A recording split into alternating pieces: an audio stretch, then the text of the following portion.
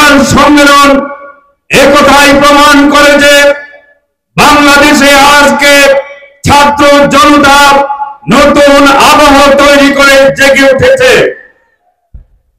বিগত 17 বছর বাংলাদেশের one party one word name যে ভয়াবহ তাণ্ডব চালিয়েছিল, এদেশের সর্বস্তরের চাকরিজীবী, শ্রমিক, কৃষক, দোকানদার, ব্যবসায়ী, শ্রমিক, সর্বস্তরের রাজনীতিবিদদেরকে জিম্মি করে রেখে বাংলাদেশটাকে যেভাবে দলিত নিষ্পেষিত করেছিল, সেই অত্যাচারের বিরুদ্ধে গণবিস্ফোরণের মাধ্যমে 15 জুলাই থেকে 5 আগস্ট পর্যন্ত 1600 ছাত্র জনতা জীবন দিয়েছে। 700-800 ছাত্র জনতা অন্ধ হয়ে গিয়েছে, পঙ্গু হয়ে গিয়েছে। প্রায় 25,000 ছাত্র জনগণ, শ্রমিক, মেহনতি মানুষ আহত হয়েছে। কেন হয়েছিল? একটি স্বাধীন বাংলাদেশের আইন শৃঙ্খলা বাহিনী থেকে শুরু করে গোয়েন্দা সংস্থার সকল সংস্থা, রাজনীতিবিদ, বুদ্ধিজীবী, কৃষিজীবী, পেশাজীবী, ছাত্র, শ্রমিক, সকল ধরনের মানুষকে যেভাবে অত্যাচারিত করেছেন, রাতের ঘুম কেড়ে নিয়েছেন, মানুষকে শান্তিতে নিজের বিছানায় ঘুমাইতে দেয় নাই, সেই অমানবিক, সেই দানবীয় আচরণের বিরুদ্ধে বাংলার জনগণ বিস্ফোরিত হয়েছিল।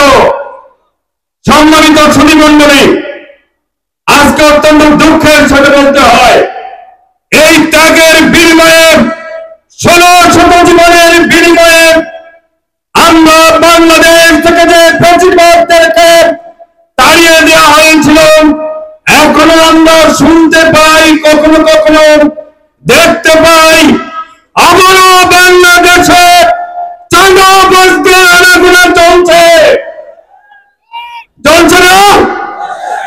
বাংলাদেশে যদি চাঁদাবাজদেরকে, কমিশনবাজদেরকে প্রতিহত করা না যায়, এই দেশ আবারও জনগণতন্ত্রের কবলে পড়বে। সেই জন্য আজকের এই দ্বিবার্ষিক সম্মেলনে আগত হাজার হাজার শ্রমিক নেতৃবৃন্দ, কর্মী ভাইদেরকে বলতে চাই, চুপ করে থাকলে কেউ আমাদেরকে শান্তি এনে দিবে না। যেখানে অপরাধ, সেখানে অনিয়ম, যেখানে অবিচার, সেখানে ন্যায় প্রতিষ্ঠার জন্য, অন্যায়কে প্রতিরোধ করার জন্য দাঁড়িয়ে যেতে হবে। আর যদি আমরা তা করতে না পারি, কখনোই আমাদের আকাশ থেকে ফেরেশতা এসে শান্তি শৃঙ্খলা ফিরিয়ে দেবে না, অধিকার ফিরিয়ে দেবে না। এই জন্যই কোরআন হাদিস পড়া, নিজের কাছে কোরআন রাখা, শ্রমিক ভাইদের ন্যায্য অধিকার ঠিক কিনা, আমাদেরকে এই সমস্ত বাড়াবাড়ি করতে দেখলে তাদেরকে প্রতিরোধে আমাদের এগিয়ে আসতে হবে।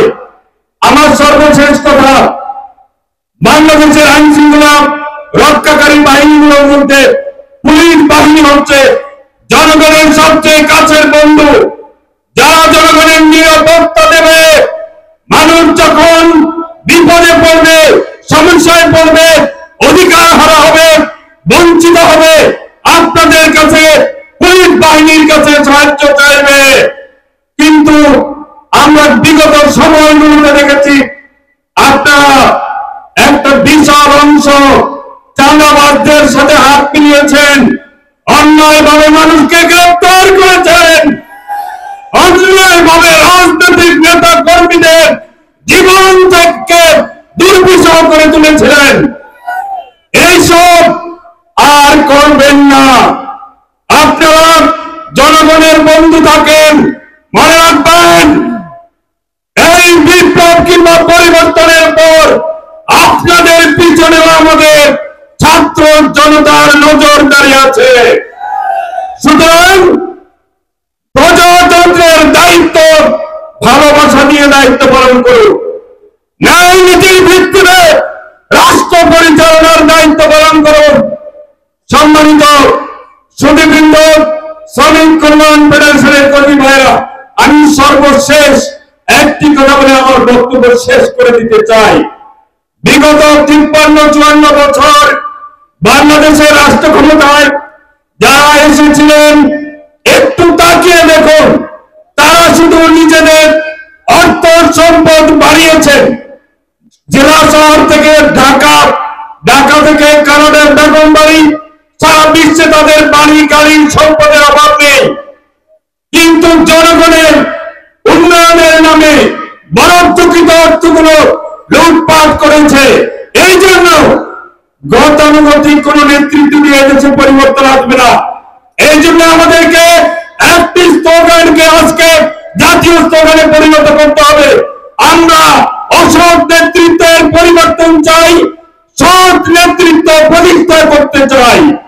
এই সংগ্রামে সবাইকে দুর্বার আন্দোলন গড়ে তোলার আহ্বান জানিয়ে আমার বক্তব্য এখানে শেষ করছি। আসসালামু আলাইকুম।